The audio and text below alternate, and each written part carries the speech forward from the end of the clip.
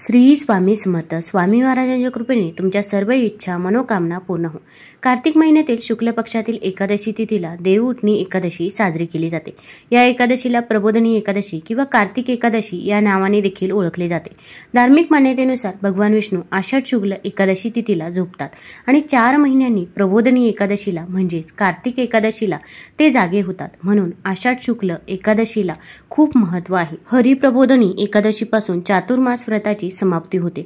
त्यामुळे धार्मिक दृष्टिकोनातून कार्तिक शुक्ल एकादशी, ज्याला देव प्रबोधनी एकादशी असेही म्हटले जाते, या दिवसाला मोठे महत्त्व प्राप्त झाले आहे. तसेच याच दिवसापासून काही ठिकाणी तुळशी विवाहाला आरंभ देखील होतो. आता या दिवशी आपल्याला काही उपाय करायचे आहे. भरपूर वेळा आपल्या आयुष्यामध्ये अनेक अडचणी, अडथळे, संकटे असतात.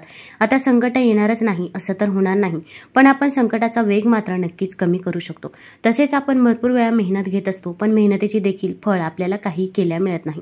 मग आपल्या कष्टांना नशिबाची साथ मिळण्यासाठी, तसेच आपल्या आयुष्यातील दुःख, दारिद्र्य दूर होण्यासाठी, मुलांची पाहिजे तशी प्रगती होण्यासाठी या दिवशी आपल्याला काही उपाय करायचे आहे. तर कोणते उपाय व कोणत्या सेवा कराव्यात हे जाणून घेण्यापूर्वी तुम्ही चॅनलमध्ये नवीन असाल तर चॅनल लाईक करा व सबस्क्राईब देखील करा. कमेंटमध्ये श्री स्वामी समर्थ किंवा ओम नमो भगवते वासुदेवाय लिहायला विसरू नका. या एकादशीच्या दिवशी आपण सकाळी लवकरच उठायचं आहे. अगदी तुम्ही ब्रह्ममुहूर्तावरती उठले तरी पण चालेल. या दिवशी अंघोळ करताना अंघोळीच्या पाण्यामध्ये देखील आपल्याला काही वस्तू टाकायच्या आहे. त्यामध्ये सर्वात महत्त्वाची वस्तू म्हणजे आपण अंघोळीच्या पाण्यामध्ये चिमूटभर हळद टाकायची आहे. हळद ही भगवान विष्णू व माता लक्ष्मीला अत्यंत प्रिय आहे. तसेच हळद आपला गुरुग्रह देखील बळकट करत असते. त्यानंतर आपण 2 थेंब गंगाजल देखील अंघोळीच्या पाण्यामध्ये टाकावं. आता या दिवशी पवित्र तीर्थस्थानी अंघोळ करणे याला खूप महत्त्व आहे, पण आपल्याला अशा ठिकाणी जाणे शक्य होत नाही. म्हणून आपण घरीच अंघोळीच्या पाण्यामध्ये 2 थेंब गंगाजल टाकायचं आहे. तसेच आपण आवळ्याचा रस किंवा आवळ्याची पाने अंघोळीच्या पाण्यामध्ये टाकायची आहे. तुळशीची माती किंवा तुळशीची वाळलेली काडी देखील अंघोळीच्या पाण्यामध्ये टाकावी. यामुळे आपल्याला भगवान विष्णूंचा आशीर्वाद हा प्राप्त होत असतो. तसेच माता लक्ष्मीचा आशीर्वाद देखील आपल्याला मिळत असतो. आता या वस्तू टाकत असताना आपल्याला एका मंत्राचा जप करणे देखील अत्यंत गरजेचं आहे. तर आपण एका मंत्राचा जप करायचा आहे. गंगेच यमुनेचैव गोदावरी सरस्वती नर्मदे सिंधू कावेरी जलेस्मिन सन्निधिं कुरु. अगदी घरातील लहान बाळ असो किंवा वृद्ध व्यक्ती असो, प्रत्येकाच्या अंघोळीच्या पाण्यामध्ये या वस्तू आपल्याला टाकायच्याच आहे. या सर्व वस्तू जरी मिळणे शक्य नसेल तर आपण अंघोळीच्या पाण्यामध्ये हळद आणि गंगाजल टाकावे. गंगाजल नसेल तर अंघोळीच्या पाण्याकडे एकटक बघत राहावे. गंगा नदीचे स्मरण करावे आणि हर हर गंगे म्हणत आपण अंघोळ करावी. यामुळे आपल्याला गंगा नदीमध्ये स्नान केल्याचे पुण्यफळ हे प्राप्त होत असते. या पाण्याने अंघोळ केल्यामुळे आपल्यामध्ये असणारी नकारात्मकता ही दूर होईल. तसेच एखादी व्यक्ती व्यसनाधीन असेल किंवा नेहमी नकारात्मक बोलत असेल तर त्या व्यक्तीच्या अंघोळीच्या पाण्यामध्ये देखील या वस्तू टाकायच्या आहे. अंघोळ झाल्यावरती या दिवशी आपण पिवळ्या रंगाचे वस्त्र परिधान करायचे आहे. फक्त काळा रंग वर्ज्य करायचा आहे. आता या दिवशी आपल्याला भगवान विष्णू व माता लक्ष्मीची विधिवत पूजा करायची आहे. आपल्याला रुईच्या झाडाचं पान घरी आणायचं आहे. रुईच्या झाडाच्या पानाचा आपल्याला उपाय करायचा आहे.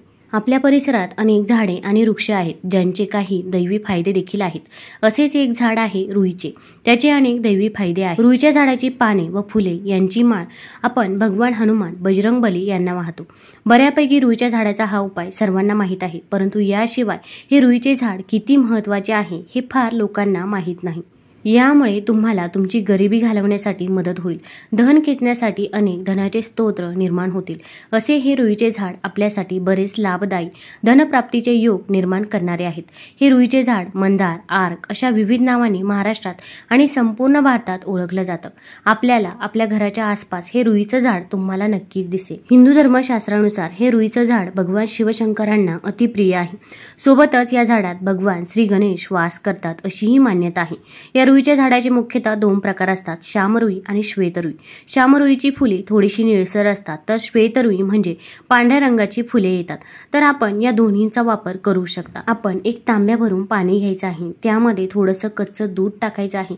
तसेच चिमूटभर हळद त्या पाण्यामध्ये टाकायची आहे आणि जिथे पण रुईचं झाड असेल त्या रुईच्या झाडाजवळ आपण जायचं आहे. त्या रुईच्या मुळाशी आपण हे पाणी अर्पण करायचं आहे. आता अर्पण केल्यानंतर रुईच्या झाडाला हळदी कुंकू देखील अर्पण करायचं आहे. शक्यतो जर तुम्हाला रुईचं जुनं झाड मिळालं तर त्याच झाडाजवळ जावं. अशी मान्यता आहे की 11 वर्षानंतर या श्वेत रुईच्या मुळामध्ये भगवान श्री गणेशांचा वास असतो. गणेशाची प्रतिमा आपोआप त्या ठिकाणी निर्मित होत असते.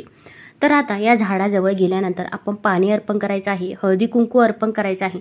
तसेच रुईच्या झाडाखाली जी काही माती आहे ती माती आपण आपल्या कपाळाला लावायची आहे, आपल्या मुलांच्या कपाळाला लावायची आहे. रुईच्या झाडाला आपल्याला जेवढ्या प्रदक्षिणा करणे शक्य असतील तेवढ्या प्रदक्षिणा आपण करायच्या आहे.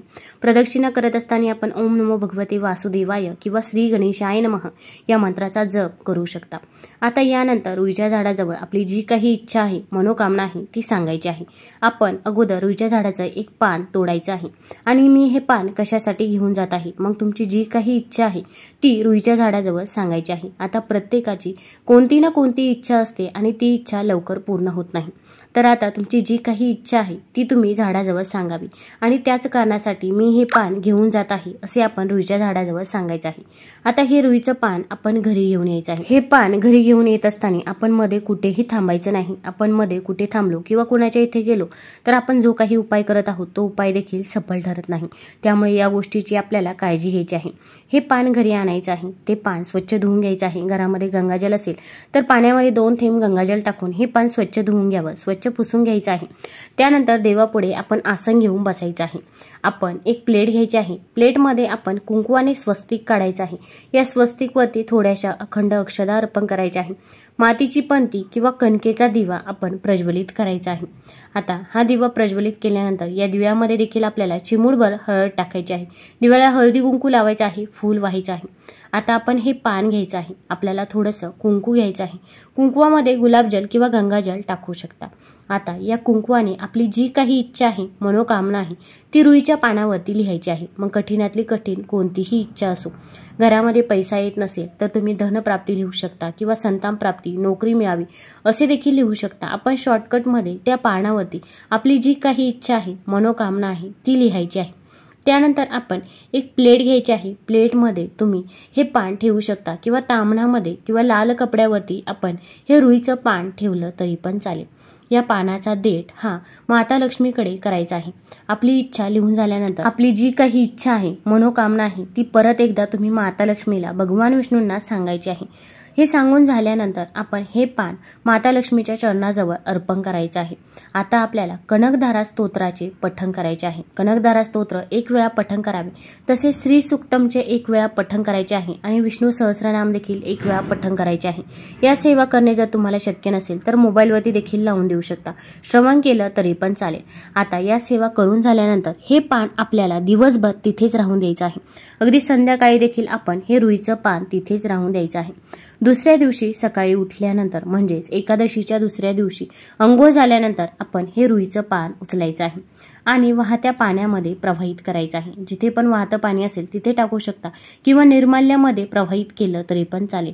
आणि तिथे जरी प्रवाहित करणे शक्य नसेल तर आपल्याजवळ जर श्री गणेशाचं मंदिर असेल, भगवान भोलेनाथांचं मंदिर असेल तर तिथे जरी तुम्ही हे पान अर्पण केलं तरी पण चालेल. यामुळे आपली इच्छा, मनोकामना लवकरात लवकर पूर्ण होते अशी मान्यता आहे. आता हा उपाय कोण करू शकतं तर घरातील कोणत्याही व्यक्तीने हा उपाय केला तरी पण चालेल. ताई, दादा, आजी, आजोबा तुम्ही देखील हा उपाय करू शकता. फक्त मासिक धर्म असेल किंवा सूतक असेल तर या काळामध्ये आपल्याला हा उपाय, ही सेवा करता येणार नाही. तुम्हाला जर हा व्हिडिओ आवडला असेल तर चॅनल लाईक करा, सबस्क्राईब करा. धन्यवाद.